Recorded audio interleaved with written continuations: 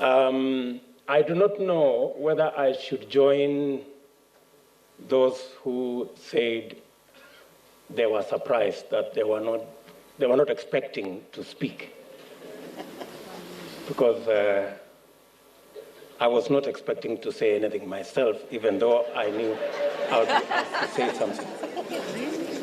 But after listening to our preacher speak to our hearts, because I think that is what he did, let me just say two things. First, to say that this prayer breakfast indeed is special. We've been here before, but this one is different, and it is special. And it is special in many ways. It is special when I saw the choir. I saw the youngest member of parliament here from Igembe Central, Mr. John Paul, and I saw the most senior, Professor Ongeri, sing. And although very positive comments have been said about the choir, when I was having a chat with the president, he told me, from the singing of these people, it is obvious that their talents lie elsewhere.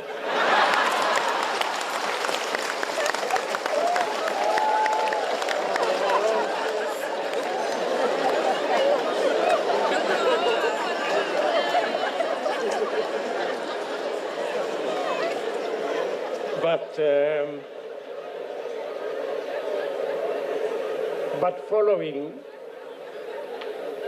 in the words of Mother Teresa that were ably read to us by our preacher, I want to tell them, sing anyway.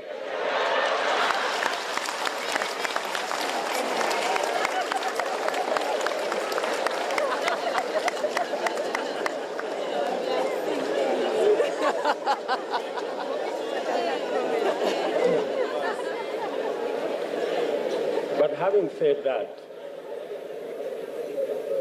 said that, truly, I believe this prayer breakfast is very special, because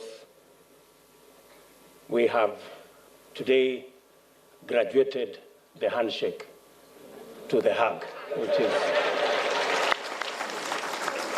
and it is good to contextualize, because the many people who write us off as Kenyans, they do so at great peril, because even though we could have our issues, but God has a way of bringing us back together. And God has a way of enriching the wisdom of our leadership to put aside the things that divide us, because there are many things that put us together. And I remember 6 years ago, and I had a very candid talk with my brother, President Uhuru Kenyatta. Then he was Deputy Prime Minister. And we had a candid heart-to-heart talk about where we were, the communities that we came from, the bloodshed that had been shed, the enmity that had been built. And I remember we said we are going to pay whatever price to be able to forgive one another and work together one more time.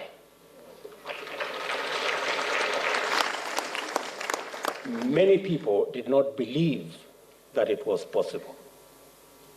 In fact, many people told us, gentlemen, you are engaging in mission impossible.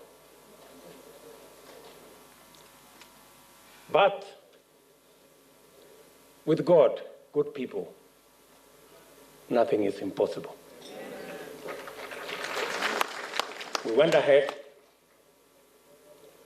put communities that had not worked together for years, that had shed innocent blood, that had caused hurt and pain. And God, in his own way, did not just give us the unity that we sought, but he gave us more. And that is why today, with what the President and the Right Honorable Raila did,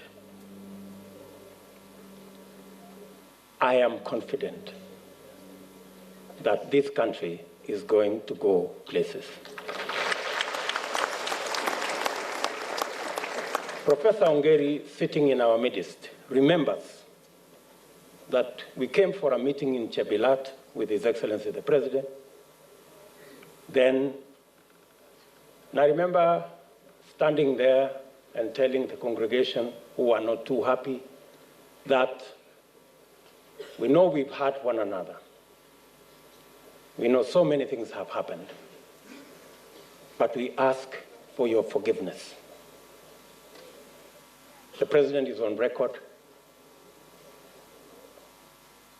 in the last State of the Nation address asking for forgiveness.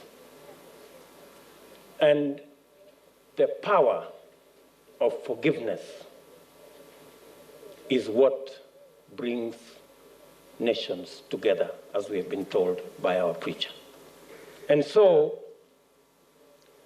as we build the bridges of friendship, brotherhood, and unity, we must remember to resist hate, to refuse disunity, and to say no to a negative ethnicity, so that we can band together the entirety of the people of Kenya and live up to the words of Psalms 133:1 that my brother Stephen Kalonzo Musyoka referred to, which say how pleasant and blessed it is when brothers live together in harmony.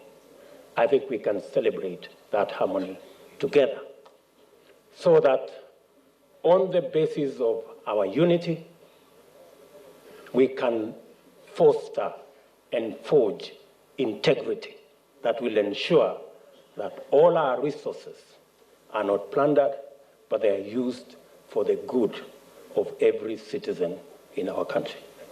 And we want to thank friends from all over the world who are standing with us to be able to achieve this. I do not wish to say more than that. It's now my very humble duty and pleasure to request His Excellency, the President of the Republic of Kenya, Honorable Uhuru Muigai Kenyatta, and our leader, to come and make his statement. Mr. President, sir.